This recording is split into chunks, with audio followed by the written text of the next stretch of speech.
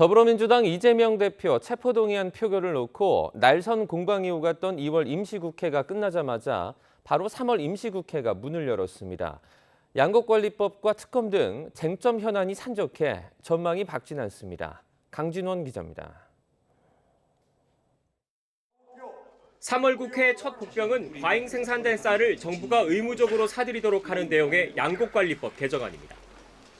본회의 상정권을 쥔 김진표 의장이 협상 시한을 못 박았지만 3월 첫 번째 본회의 때까지 합의가 안 되면 민주당이 낸 수정안대로 표결하겠습니다. 법안을 둘러싼 거대 양당의 입장차는 여전히 좁혀지지 않고 있습니다. 쌀 초과 생산을 부추겨 오히려 가격이 더 내려갈 수 있다는 국민의힘과 농민 고충은 물론 식량 안보를 고려해야 한다는 민주당이 서로 물러서지 않는 겁니다. 급기야 의무 매입 과정에서 정부의 재량권을 넓힌 의장의 중재안이 나왔지만 협상의 물꼬를 트진 못했습니다.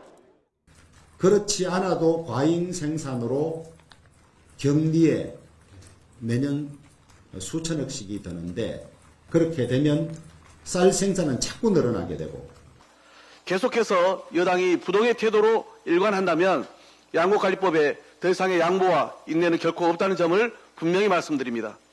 과반 의석을 점한 민주당이 양곡관리법을 끝내 강행 처리할 경우 여당은 대통령 거부권까지 건의할 태세입니다. 가뜩이나 냉랭한 전국이 더 차가워질 수밖에 없다는 얘긴데 이른바 쌍특검은 여기에 얼음을 불 가능성이 큽니다. 민주당이 김건희 여사의 주가 조작 의혹과 대장동 50억 클럽 의혹을 규명할 특별검사 도입을 벼르고 있기 때문입니다. 김건희 특검과 50억 클럽 특검, 이 두 특검을 당론으로 추진하는 것에 대해 의원님들의 지혜와 총의를 모아주시기 바랍니다. 물론 국민의힘은 3월 안에 특검법을 처리하겠다는 민주당의 방침에 협조할 의사가 전혀 없습니다.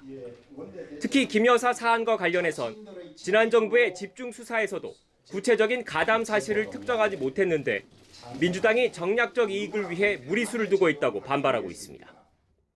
지금 와서 숫자의 힘으로 김건희 특검을 하자고 하는 것은 이재명 사건에 대한 물타기다.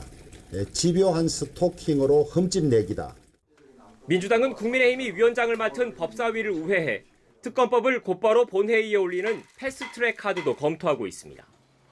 이를 위해선 재적 의원 5분의 3, 즉 180명의 찬성이 필요해 정의당 등 다른 당과 논의 과정에서 치열한 수싸움이 불가피합니다.